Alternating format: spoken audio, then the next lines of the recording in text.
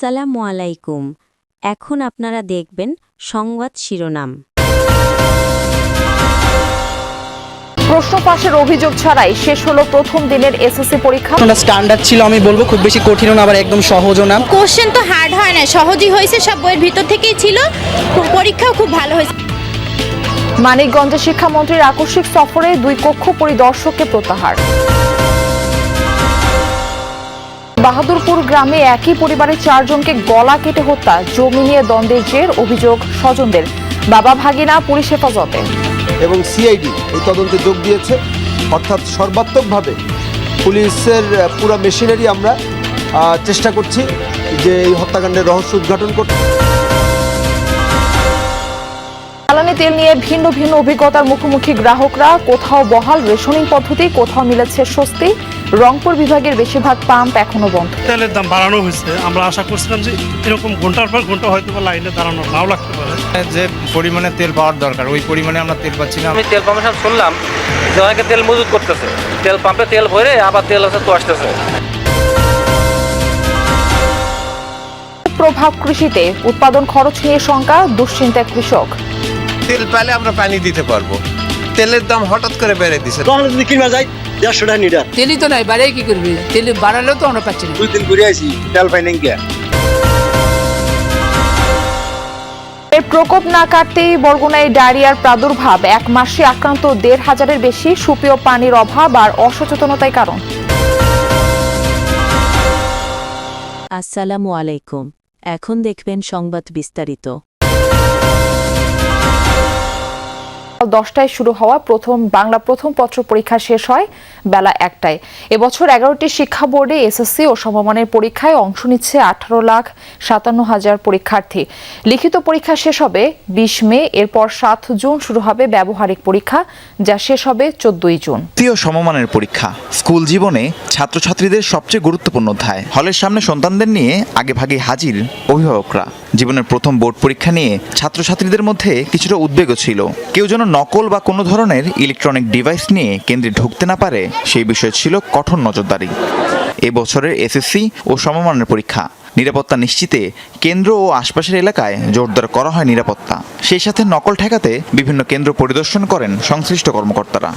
যথাযথ ব্যবস্থা নিয়েছি এবং এই পরীক্ষা সুষ্ঠু সুন্দর একেবারেই যাতে করে কোনো রকমের ব্যাঘাত ছাড়াই এই পরীক্ষাটা নিতে পারি সেরকম ব্যবস্থা করা হয়েছে। সিসি ক্যামেরা থেকে শুরু করে এবং আরো অন্যান্য কিছু নির্দেশনা সেগুলো আমরা সব জায়গায় বাস্তবায়ন করে দিয়েছি অলরেডি। আমাদের যে পূর্ব প্রস্তুতি ছিল সেগুলো আমরা চমৎকারভাবে করেছি মন্ত্রণালয়ের নির্দেশে এবং অন্যান্য যে নীতিমালা আছে সেগুলো অনুসরণ করে আমরা চমৎকারভাবে শুরু করেছি। এর মধ্যেই মানিকগঞ্জের সিংগাইরে 2টি কেন্দ্র আকস্মিক পরিদর্শনে যান শিক্ষামন্ত্রী এহসানুল হক মিলন। এ সময় দায়িত্বে অবহেলার কারণে 2 পরিদর্শককে সরিয়ে দিতে উপজেলা নির্বাহী কর্মকর্তাকে নির্দেশনা দেন। বেলা 1টায় শেষ হয় প্রথম দিনের পরীক্ষা। কেন্দ্রে প্রবেশের আগে যতটা উদ্বেগ ছিল, পরীক্ষা শেষে শিক্ষার্থীদের চোখে মুখে ছিল ততটাই স্বস্তি। ছাত্রছাত্রীরা বলে প্রশ্নপত্র আশানুরূপী ছিল, তবে নিরবিচ্ছিন্ন বিদ্যুৎ না থাকায় ভোগান্তিতে পরীক্ষা দিতে হয়েছে বরিশালের বেশ কয়েকটি কেন্দ্রে। আলহামদুলিল্লাহ পরীক্ষা ভালো হয়েছে। প্রশ্নটা স্ট্যান্ডার্ড ছিল, আমি বলবো খুব বেশি কঠিনও না আবার একদম সহজও না। এবং আমরা যেহেতু পিএসসি পাইনি আমাদের প্রথম বোর্ড পরীক্ষা, সেই অনুযায়ী স্যাররা অনেক আন্তরিক ছিল। কোশ্চেন ভালো হয়েছে, আমি এক্সামও ভালো দিয়েছি। এমসিকিউ খুব ভালো হয়েছে, পড়লে অবশ্যই কমন পড়বে। হলে বিদ্যুৎ ছিল না, এই জন্য পরীক্ষা দিতে অনেক কষ্ট হয়েছে, তারপর ঘামানো একটা বিষয় ছিল। প্রশ্ন তুলনামূলক অনেক সোজাই হয়েছে। একে তো লাইফের ফার্স্ট বোর্ড এক্সাম, প্লাস এত কড়া গার্ড, কিন্তু গার্ড অনেক বেশি ভালো ছিল। আমরা খুব ফ্রিলি এক্সাম দিয়েছি। শিক্ষামন্ত্রী আমাদেরকে যে ভয় দেখাইছে, এত ভয় হয় না পরীক্ষার হলে। আশা করি সামনের পরীক্ষাগুলো ভালো হইব। প্রশ্নগুলোর মধ্যে এমসিকিউটা একটু হার্ড আসছে, আর বাকিগুলো এমনি নর্মালি। এবছর 11টি শিক্ষা বোর্ডে এসএসসি ও সমমানের পরীক্ষায় অংশ নিচ্ছে 18,57,000 পরীক্ষার্থী। লিখিত পরীক্ষা শেষ হবে 20 মে এবং ব্যবহারিক পরীক্ষা শেষ হবে। হত্যাকাণ্ড হয়েছে, তবে কে বা কারা এর সাথে জড়িত তা জানা যায়নি। এ বিষয়ে তদন্ত করতে মাঠে নেমেছে পুলিশের একাধিক দল। জিজ্ঞাসাবাদের জন্য নিহতের বাবা ও ভাগিনাকে 8-10 দিনের মতো ছিল না।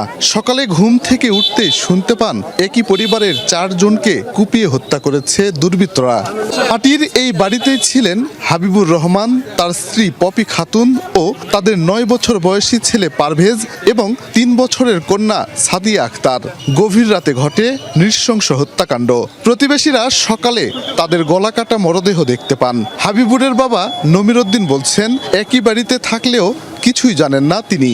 দরজা খোলা, তখন ব্যাপার এই জায়গা যখন আসে দেখছি তখন এটি অক্ত গড়িয়া চলে আসছে ধারে পাতা। কিভাবে কি করে করলো আমি জানি না, আর কিছু বলতে পারবো না।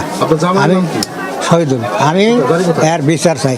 প্রতিবেশী ও স্বজনরা বলছে, নমিরুদ্দিনের এক ছেলে 5 মেয়ে। দীর্ঘদিন ধরে জমির ভাগ বাটোয়ারা নিয়ে তাদের মধ্যে দ্বন্দ্ব চলছিল।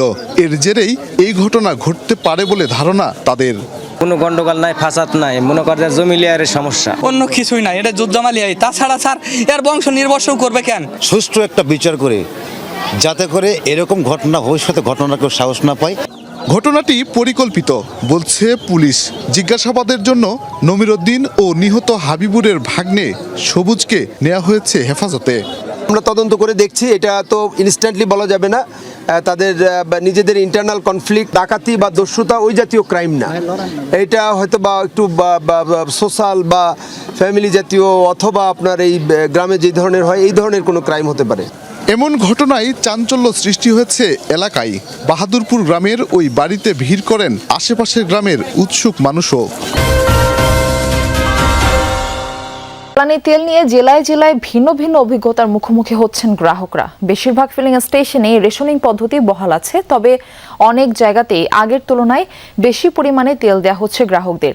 এদিকে ডিপো থেকে চাহিদার তুলনায় অনেক কম সরবরাহ মেলায় রংপুর বিভাগ সহ বিভিন্ন জেলায় অনেক ফিলিং স্টেশন এখনও সাময়িকভাবে বন্ধ রাখতে হচ্ছে বলে জানিয়েছেন মালিকরা। তেলের জন্য এক পাম্প থেকে সকাল থেকেই অপেক্ষায় বাইকার সহ অনেক গ্রাহক। তবে দুপুর পর্যন্ত সিরিয়ালে থেকেও তেল পাননি কেউ। কখন মিলবে তাও নিশ্চিত নন তারা। সকাল সেই 8টার দিকে আসছি, এখন পর্যন্ত দাঁড়িয়ে আছি।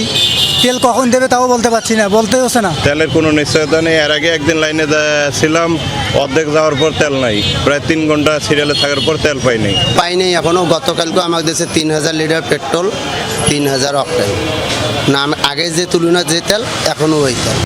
তেল সংকটে রংপুর বিভাগের 8 জেলার অনেক পাম্প এখনও সাময়িকভাবে বন্ধ রাখা হয়েছে। খুলনা, চট্টগ্রাম ও ময়মনসিংহ বিভাগের বিভিন্ন জেলাতেও বন্ধ অনেক ফিলিং স্টেশন। তেল সংগ্রহে এক পাম্প থেকে আরেক পাম্পে ঘুরছেন গ্রাহকরা।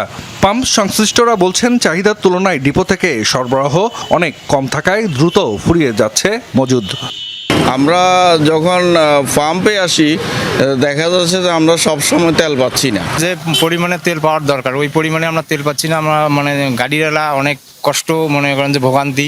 যেহেতু তেলের দাম বাড়ানো হয়েছে, আমরা আশা করছিলাম যে এরকম ঘন্টার পর ঘন্টা হয়তো বা লাইনে দাঁড়ানো নাও লাগতে পারে, কিন্তু দুঃখজনক হলো সত্য। বৃদ্ধির প্রভাব এবার সরাসরি পড়ছে কৃষকের জীবনে।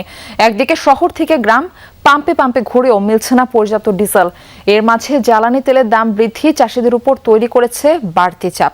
বিশ্লেষকরা বলছেন, জ্বালানি তেলের দাম বাড়ায় ফসলের উল্লেখযোগ্য হারে বাড়বে উৎপাদন খরচ। অস্থিরতায় দেশে জ্বালানি সংকট সড়ক পেরিয়ে ছড়িয়ে পড়েছে কৃষকের মাঠেও। তার উপর সাম্প্রতিক দাম বৃদ্ধি যেন মরার উপর খাড়ার ঘা। মাঠ পর্যায়ে চাষিদের কাছে গিয়ে দেখা যাক